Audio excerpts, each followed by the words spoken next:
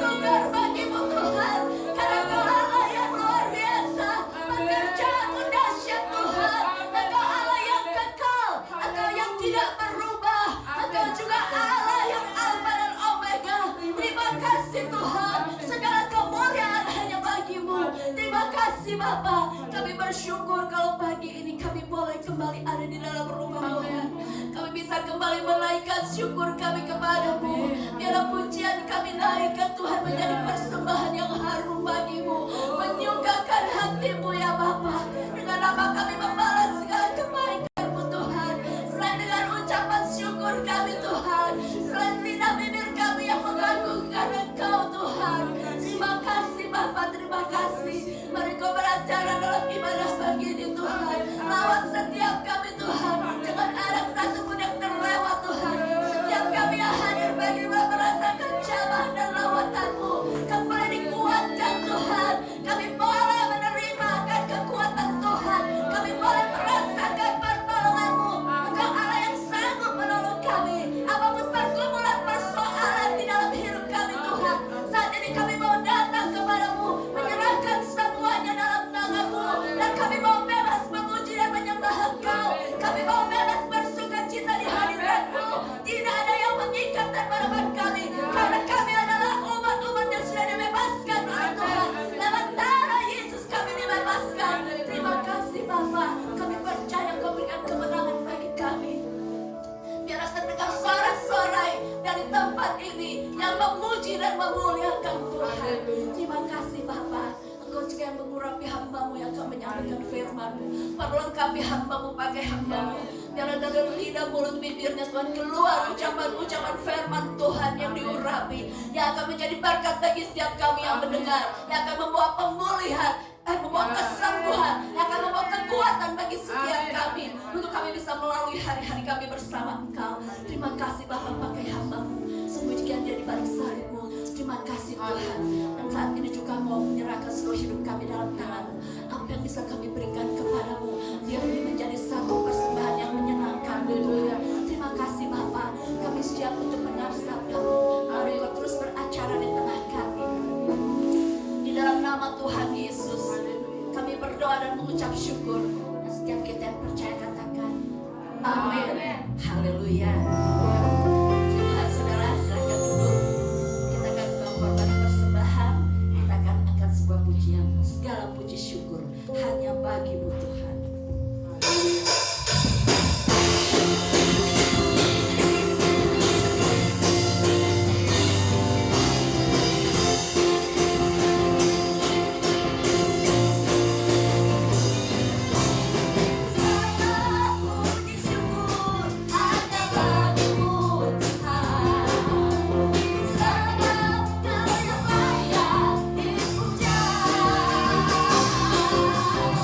Yeah.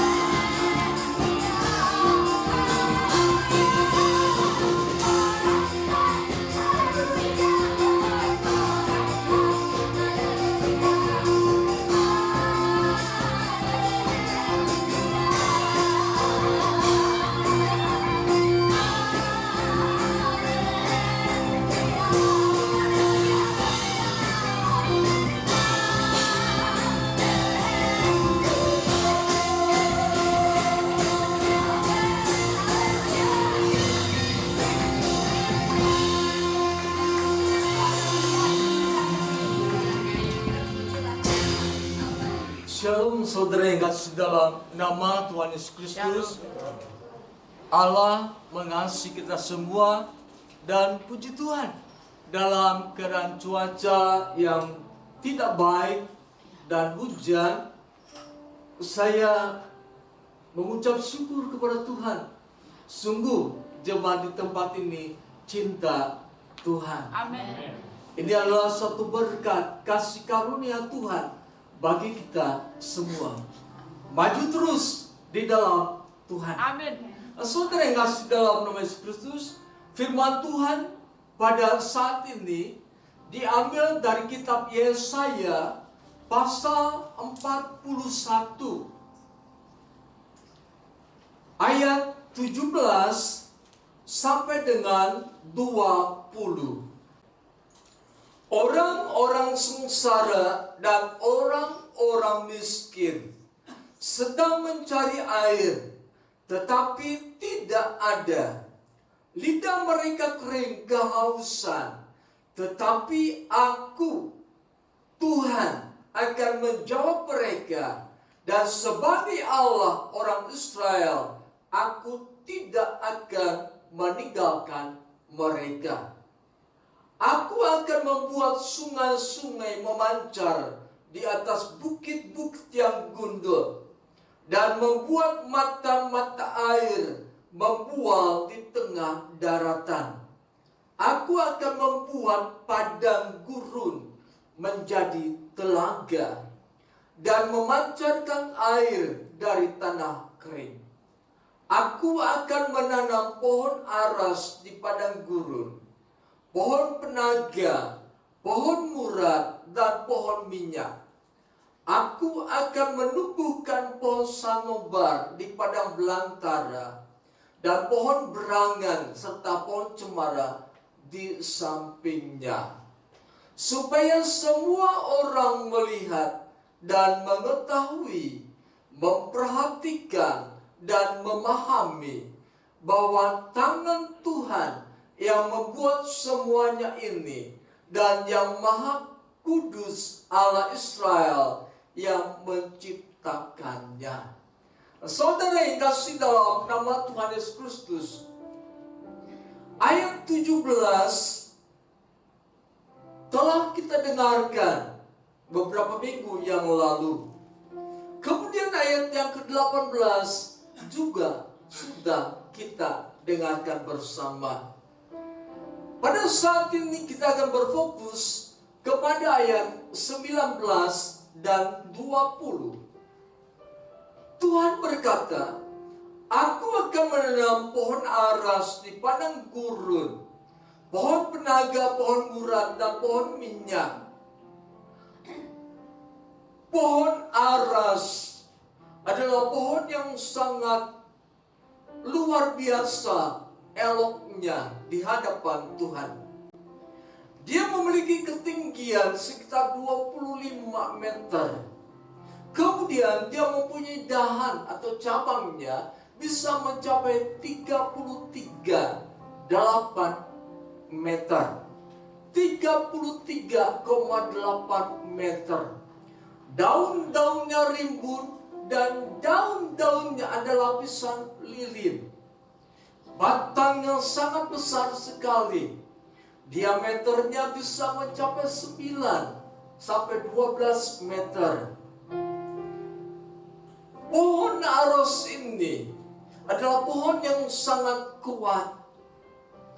Allah berkata, Aku akan menanam pohon aras dengan maksud supaya pada saat Israel berjalan di padang gurun, mereka ketika kepanasan bisa berteduh di bawah pohon aras. Pohon aras juga mengeluarkan aroma yang sangat wangi. Saudara yang kasih dalam nama Yesus Kristus, kemudian dikatakan, Aku akan menanam pohon penaga. Pohon penaga juga sebuah pohon yang rimbun dan bagus. Kayu pohon penaga dipakai buat peralatan-peralatan yang ada di bait Allah. Kemudian dikatakan juga pohon murad. Pohon murad adalah pohon yang bisa dipakai dan Tuhan sediakan sebagai obat-obatan. Pohon murad dapat mengatasi infeksi atau sinus infeksi. Pohon murad bisa dijadikan deodoran, artinya pewangi tubuh, pengharum ruangan, pembasmi jamur. Pohon murad juga bisa dijadikan antiseptik, obat luka bakar. Pohon murad bisa dijadikan pembersih wajah. Pohon murad bisa memberikan ketenangan bagi seseorang. Artinya pohon murad berfungsi menjadikan seseorang yang stres menjadi tenang. Pohon murad juga bisa menjadikan orang yang cemas, khawatir, gelisah menjadi tidak khawatir dan tidak gelisah. Pohon murad bisa menyebabkan syaraf-syaraf pada otak atau perasaan manusia supaya lebih berbahagia. Kemudian ada juga yang dinamakan dengan pohon minyak. Pohon minyak ini berguna untuk melancarkan peredaran darah dengan melebarkan pori-pori sehingga badan menjadi hangat.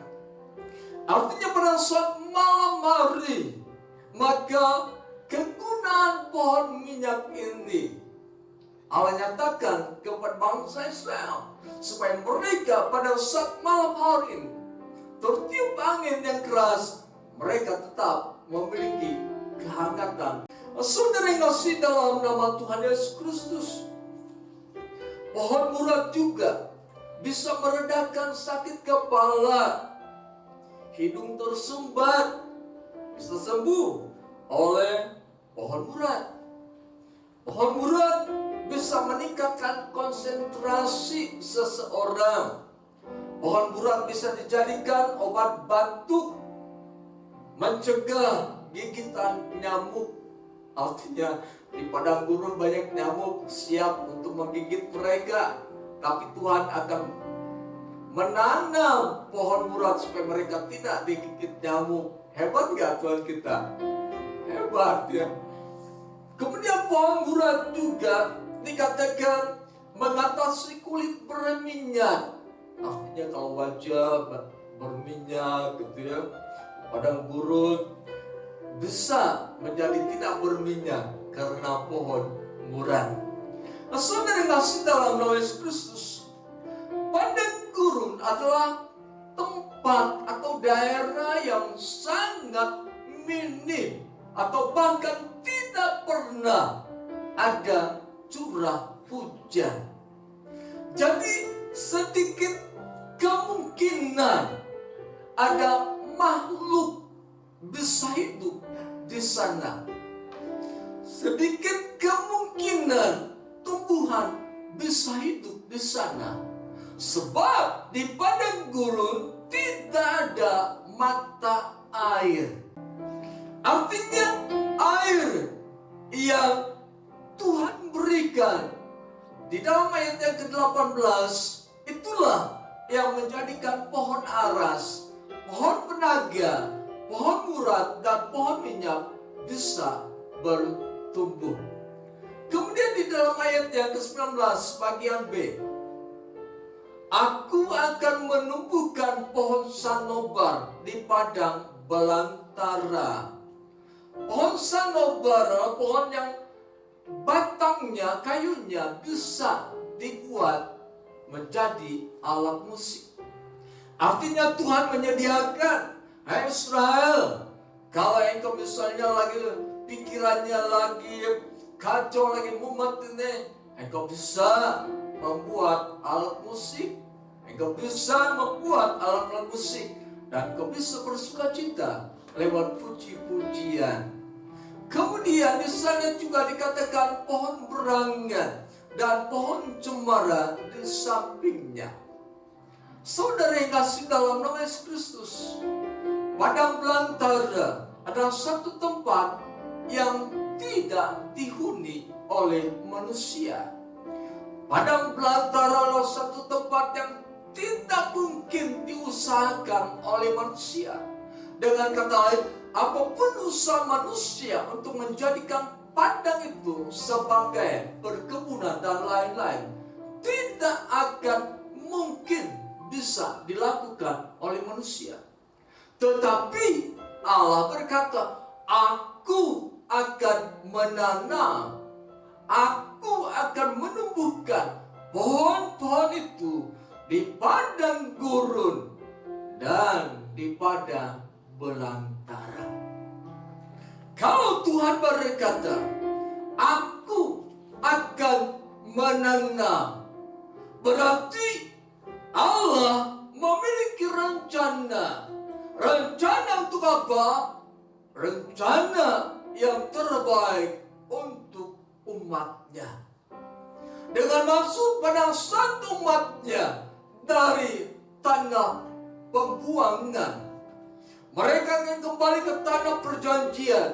Mereka akan melewati padang gurun. Mereka akan melewati padang belantara. Semua sudah diatur oleh Tuhan supaya mereka dapat berjalan dengan tenang. Mereka dapat berjalan mengarungi padang gurun dan padang belantara dengan keadaan aman. Di padang belantara banyak ular. Ada ular yang bertanduk.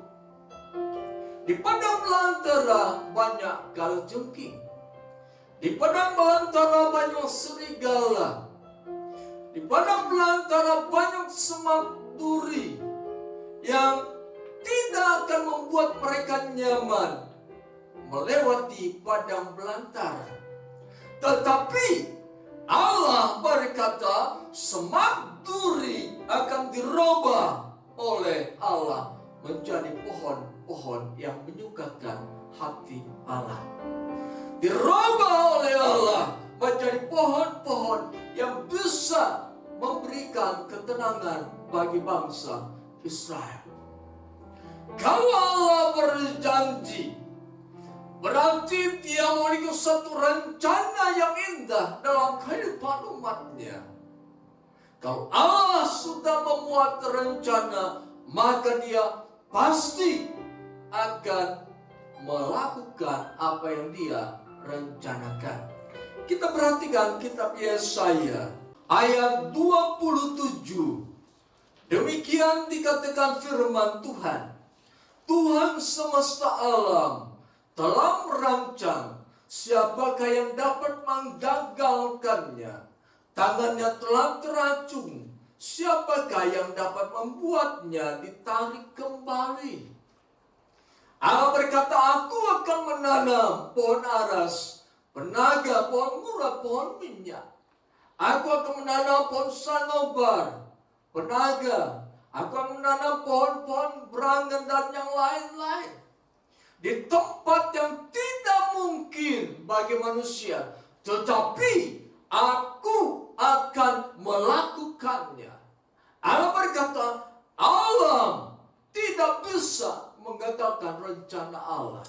Kalau Allah sudah berjanji, tidak ada satu kekuatan apapun yang bisa menghalangi Allah supaya janjinya tidak digenapi.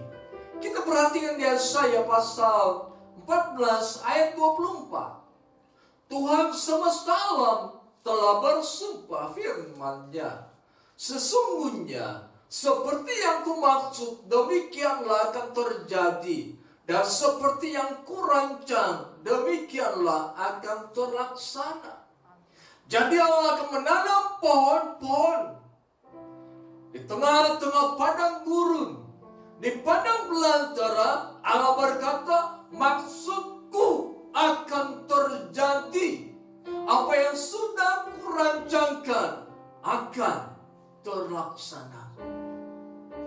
Jadi kita berjalan percaya kepada Allah yang berjanji dan tidak akan melupakan janjinya.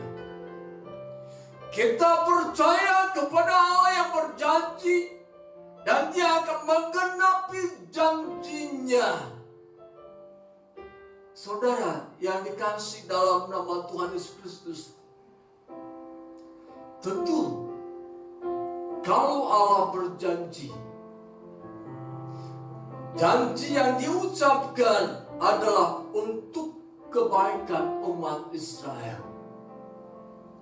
Janji yang Allah katakan adalah untuk terjadinya perubahan dalam kehidupan orang Israel, supaya orang Israel memperoleh kehidupan yang terus naik dan bukan turun, menjadi orang yang berubah kepada kehidupan yang lebih baik.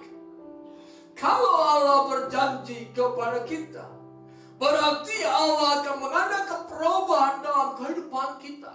Bukan perubahan yang negatif, tetapi perubahan yang positif. Firman Allah katakan, kamu akan naik terus dan bukan turun. Apapun yang engkau kerjakan di dalamku, aku akan menjadikannya berhasil. Kalau Allah berjanji, harus kita imani, harus kita percayai janji Allah itu. Sebab kalau Allah berjanji, Dia pasti akan melaksanakan. Dia pasti akan menggenapi janjinya. Suatu perkataan yang keluar dari mulut Allah menyejukkan kehidupan bangsa Israel. Mereka yang berada dalam pembuangan, dalam keadaan gelisah, khawatir, cemas tentang masa depan mereka, takut tentang apa yang akan mereka makan dan minum, karena mereka berada dalam penguasaan bangsa lain yang memperbudak mereka. Tetapi Allah berfirman, aku berjanji, aku merencanakan bahwa ada perubahan dalam kehidupanmu, akan merubah kehidupanmu. Dengan kata lain, Allah akan menciptakan yang tidak ada menjadi ada di dalam kehidupanmu. Allah akan menciptakan segala sesuatu yang sebelumnya tidak pernah kita pikirkan untuk masa depan kita. Kita belum berpikir tentang sesuatu untuk hari esok, tetapi Allah sudah menjanjikan bagi kita apa yang akan kita alami hari esok. Kita tidak memikirkan tentang minggu depan, tetapi Allah sudah berjanji menyediakan apa kebutuhan kita minggu depan. Kita belum memikirkan tentang bulan depan, tetapi Allah sudah memikirkan bulan depan, apa yang terjadi dengan kehidupan kita. Tahun depan Allah pun sudah memikirkan yang terbaik bagi kita. Oleh sebab itu, sebagai orang yang percaya kepada Tuhan, jangan khawatir tentang hari esok.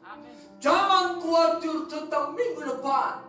Jangan khawatir tentang bulan depan. Sebab hari-hari yang akan kita lalui adalah hari-hari bersama Tuhan. Dia tidak akan pernah membiarkan kita. Dia tidak akan meninggalkan kita. Dan Raja Daud berkata, dari muda sampai tua, aku tidak pernah melihat anak-anak Tuhan minta-minta. Karena apa? Setiap hari Tuhan sudah sediakan. Saudara, ketika kita berpikir tentang hari esok, ketika kita berpikir tentang minggu esok, ketika kita berpikir tentang bulan depan, untuk hari esok bisa menjadikan kita khawatir, minggu depan bisa menjadikan khawatir, bulan depan bisa menjadikan kita khawatir. Karena terlalu memikirkan dan memikirkan hal yang akan datang.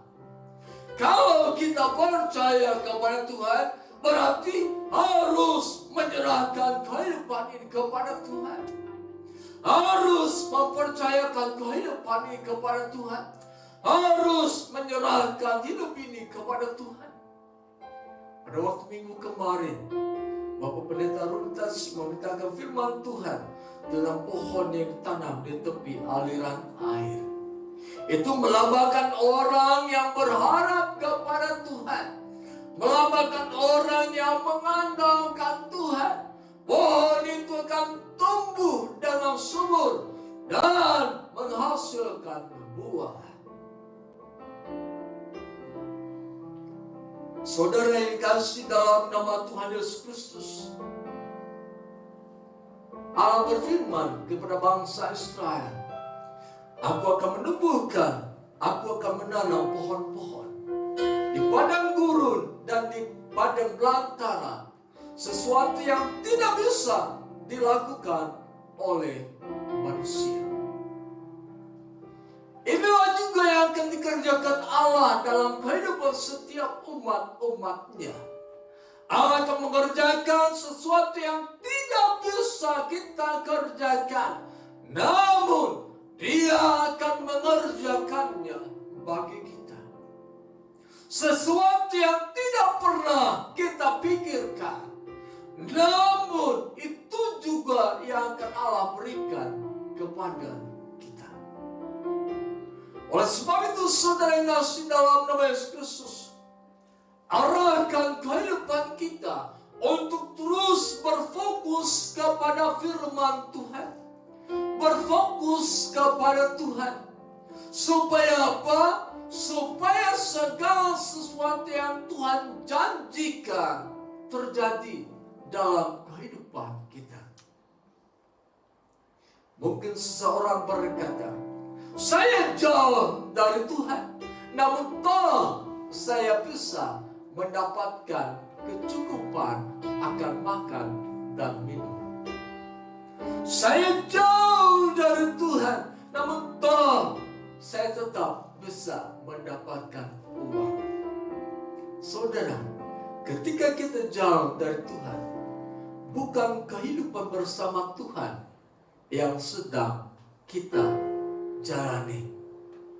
Itu adalah kehidupan di luar pengetahuan Tuhan. Nah, kehidupan di luar Tuhan ini tidak akan kita nikmati. Rasul Paulus katakan seperti menjaring angin. Yesus katakan seperti tempat penampungan yang bocor, seperti kirban yang bocor. Sekalipun banyak kita masukkan, sekalipun banyak kita masukkan, namun dia akan hilang lenyap. Bukankah sering kali ini juga terjadi dalam kehidupan orang-orang yang percaya kepada Tuhan? Mendapatkan banyak, tetapi hanya sedikit yang bisa dinikmati. Bekerja keras, namun hanya sedikit yang bisa dinikmati. Hidup dalam kelimpahan, namun tidak memiliki karunia untuk menikmati hasil pekerjaan itu. Inilah kehidupan di luar Tuhan. Tetapi pada saat seseorang tinggal di dalam Tuhan, percaya dan mempercayakan hidupnya kepada Tuhan, segala sesuatu yang dari Tuhan akan mengalir dalam kehidupan kita. Dan kita akan menikmati segala sesuatu yang Tuhan berikan. Segala sesuatu yang kita dapatkan akan kita nikmati. Saudara yang dikasihi dalam nama Yesus Kristus, kalau Allah berjanji, Allah memiliki rencana, Allah menggenapi rencana dan janjinya itu. Tujuannya untuk apa? Yang pertama, tujuannya supaya umat menikmati rencana dan janji Tuhan. Artinya kehidupan umat Tuhan dijamin oleh janji Tuhan. Kehidupan umat Tuhan dijamin oleh rencana Tuhan. Ketika apa? Ketika umat Tuhan tinggal di dalam Tuhan. Yesus berkata, kamu akan menghasilkan buah ketika kamu tinggal di dalamku. Kita akan menikmati setiap janji-janji Tuhan. Kita akan hidup di dalam janji-janji dan rencana Tuhan ketika kita diam di dalam Tuhan. Kalau kita perhatikan dalam Yesaya pasal 41 tadi, ayat yang ke-17, orang-orang sengsara dan orang-orang miskin sedang mencari air, tetapi tidak ada. Lidah mereka kering kehausan. Tetapi aku, Tuhan, akan menjawab mereka. Mengapa terjadi mereka mencari air, namun tidak ada? Mengapa terjadi lidah mereka kering kehausan? Karena mereka sedang tidak di dalam Tuhan. Sebab Allah berfirman, tetapi aku Tuhan akan menjawab mereka. Perkataan ini berarti orang-orang sengsara dan orang-orang miskin tidak memiliki kedekatan dengan Allah. Orang sengsara dan orang miskin tidak berkomunikasi dengan Allah. Dengan kata lain, mereka tidak berdoa, mereka tidak dekat dengan Allah, mereka tidak hidup di dalam Allah. Tetapi ayat yang ke-18 dan 19, kalau mereka dekat dengan Allah, kalau mereka berdoa kepada Allah, kalau mereka tinggal di dalam Allah, mereka akan menerima dan menikmati air yang berlimpah-limpah. Mereka akan menerima segala kehidupan yang berbahagia, sebab Allah menyediakan semuanya itu. Saudara, kita perhatikan ayat yang ke-20. Inilah tujuan rencana Allah, supaya semua orang melihat dan mengetahui, memperhatikan dan memahami bahwa tangan Tuhan yang membuat semuanya ini. Tujuan rencana Allah digenapi dalam kehidupan bangsa Israel, supaya semua orang melihat, mengetahui, memperhatikan dan memahami bahwa tangan Tuhan yang membuat semuanya ini. Tujuan Allah menggenapi janjinya dalam kehidupan kita, supaya kita tahu, melihat, memperhatikan, dan memahami. Memahami artinya mengerti dengan benar. Memahami artinya mengetahui dengan benar bahwa sungguh tangan Tuhan yang membuat semuanya itu. Berbicara mengenai tangan Tuhan, kita berbicara mengenai kekuasaan Tuhan, kemahakuasaan Tuhan. Kita berbicara tentang karya Tuhan yang luar biasa dalam kehidupan umat-umat Tuhan. Tangan Tuhan yang membuat semuanya ini. Dan yang Maha Kudus Allah Israel yang menciptakannya. Artinya bangsa Israel diajak, Israel, kalau segala janji dan rencana Allah sudah digenapi, ketahuilah semua itu karena Allah yang melakukan. Semuanya itu karena Allah yang menciptakan. Mengapa Yesaya berkata demikian? Supaya mereka, sebab bangsa Israel pernah lupa diri. Bangsa Israel pernah hidup tidak menyadari bahwa mereka hidup karena anugerah dan berkat yang daripada Tuhan. Kita perhatikan kitab Ulangan pasal 8.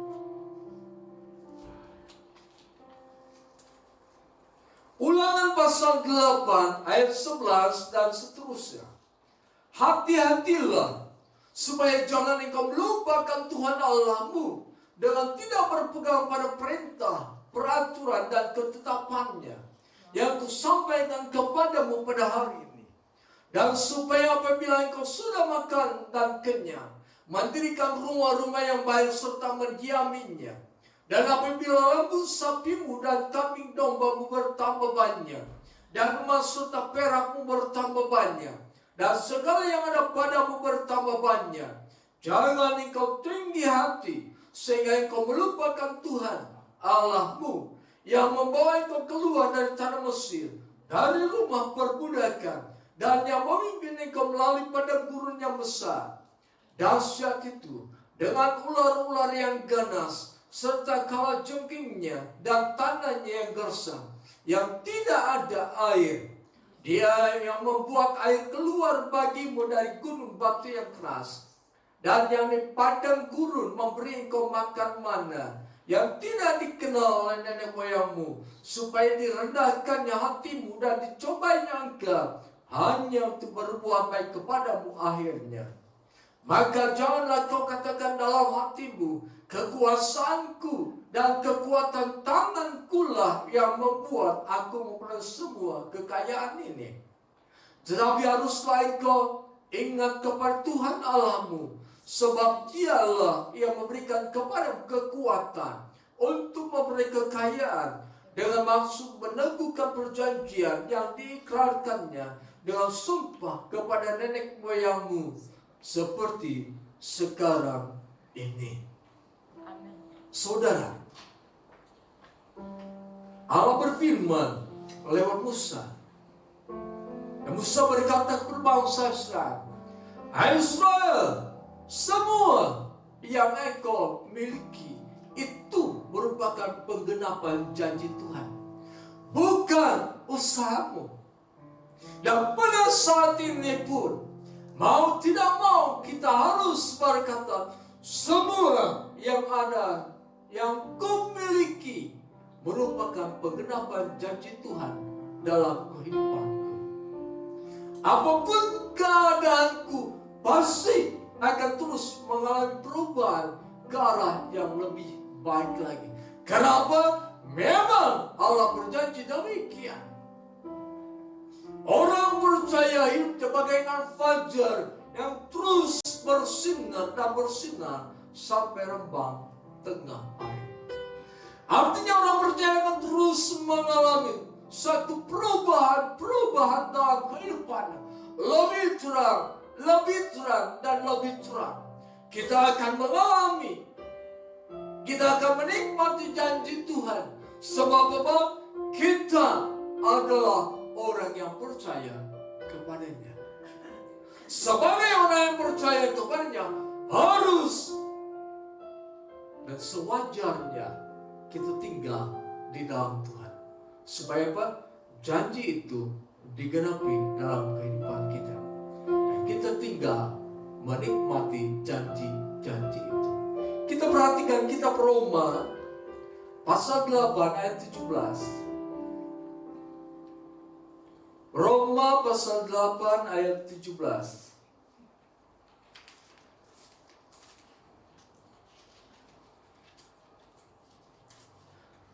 Demikian dikatakan firman Tuhan. Dan jika kita adalah anak, maka kita juga adalah ahli waris. Maksudnya orang-orang yang berhak menerima janji-janji Allah, yang akan menerimanya bersama-sama dengan Kristus. Yaitu jika kita menderita bersama-sama dengan Dia, supaya kita juga dipermuliakan bersama-sama dengan Dia. Jadi begini maksudnya, Allah berjanji, aku akan. Berarti berbicara tentang masa depan. Nah, untuk menyongsong masa depan, kita harus berjalan ke depan. Kita harus terus melangkah sampai janji itu kita nikmati. Dengan kata lain, kalau janji Allah ingin kita nikmati dalam kehidupan ini, terus hidup di dalam Tuhan, terus melangkahkan kaki di dalam Tuhan, sebab di sanalah janji itu akan digenapi. Dan kalau janji itu sudah digenapi, berkatalah, Tuhan, aku ada sebagaimana aku ada, semua karena kasih karunia-Mu. Tuhan, aku ada sebagaimana aku ada, semua ini adalah karena dari Tuhan. Aku bisa makan dan minum pada hari ini, semua adalah berkat Tuhan, bukan usahaku. Allah memberi kekuatan bagi kita, bukan untuk mendapatkan, sebab Tuhan sudah menyediakan. Kita bekerja untuk menerima apa yang sudah Tuhan sediakan. Jadi kita bekerja bukan untuk mendapatkan, tetapi untuk menerima apa yang Tuhan sediakan bagi kita. Betapa indahnya di dalam Tuhan. Masa depan kita jangan kita takuti. Bagi kita yang sudah berumur 60 tahun ke atas, jangan takut tentang masa depan kita. Jangan takut tentang umur kita. Masih bertahankah kita terus hidup? Atau kita mulai gelisah dan khawatir tentang masa depan kita? Tuhan berkata, jangan khawatir tentang masa depan. Aku akan menggendong engkau sampai rambutmu putih. Aku akan tetap menggendong engkau. Aku tetap Allah. Jangan khawatir tentang masa depan, sebab masa depanlah janji-janji Allah akan digenapi dalam kehidupan kita. Di masa depanlah kita akan menikmati janji-janji Allah.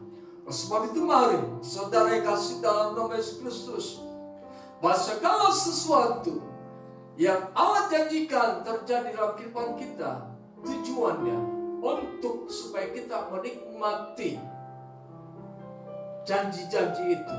Yang kedua, supaya kita berkata, sungguh aku ada sebagaimana aku ada karena Tuhan. Sekian firman Tuhan. Mari kita menyanyikan pujian Indah Rencana-Mu. Mari kita berdiri saudara. Haleluya. Segala rencana Tuhan indah bagi kita semua. Tidak ada rencana Tuhan yang gagal. Amin. Indah rencana-Mu di dalam hidupku. Haleluya. Haleluya. Kami percaya akan setiap janji-Mu pasti digenapi dalam kehidupan kami. Kami percaya kami ada sebagaimana kami ada. Semua adalah anugerah berkat Tuhan. Haleluya.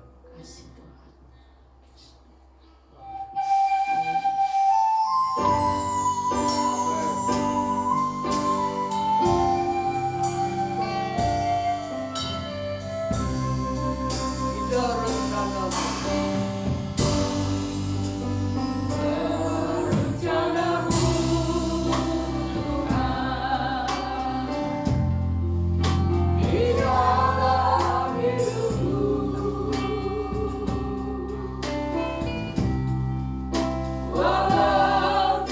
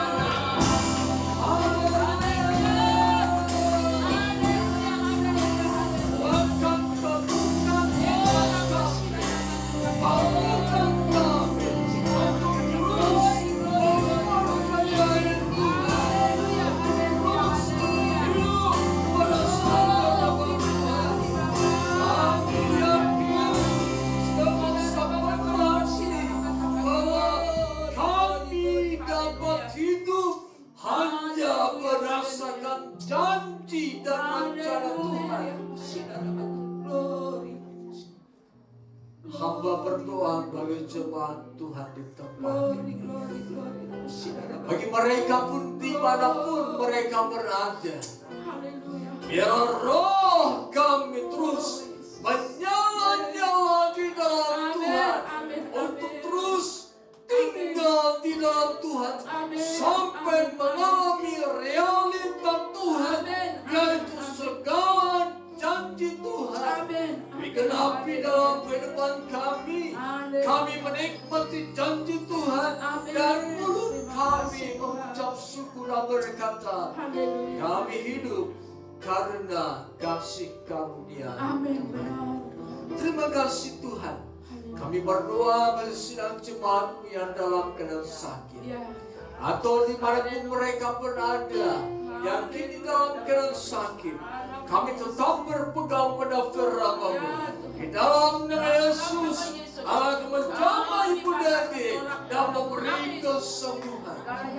Di dalam nama Yesus, hamba-Mu Bapak Pendeta Rudi Tasik. Di dalam nama Yesus, dijamah oleh Tuhan dan disembuhkan. Terima kasih Tuhan. Kami berdoa bagi jemaat yang sudah lanjut usia. Kuatkan, teguhkan iman mereka. Yakinkan diri mereka bahwa Allah tidak akan membiarkan mereka. Allah tidak akan meninggalkan mereka. Terima kasih Tuhan.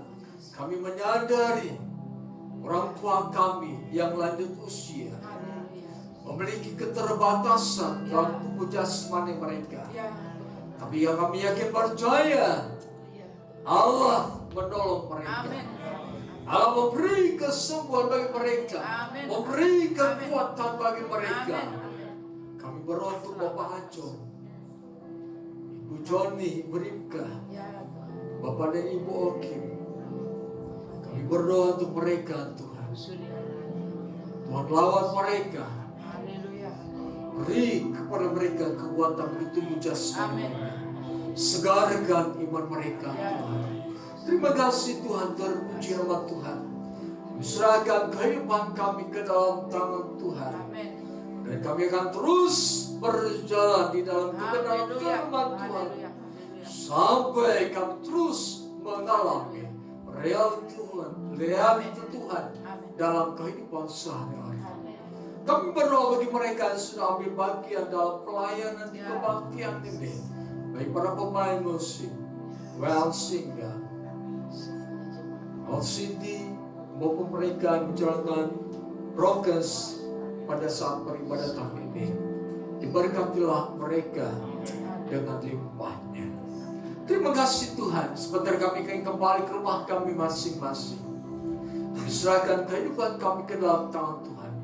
Saudara yang dikasih dalam nama Tuhan Yesus Kristus, pulanglah dan terimalah damai sejahtera anugerah berkat Allah, cinta kasih Yesus Kristus, kekuatan penghiburan pertolongan dari Allah Roh Kudus. Kita terima mulai saat ini sampai kedatangan Yesus Kristus yang kedua kali ke dalam dunia ini. Dalam nama Yesus Kristus kami berdoa. Haleluya. Amin. Puji Tuhan, Allah beserta dengan kita sampai kesudahan zaman. Amin.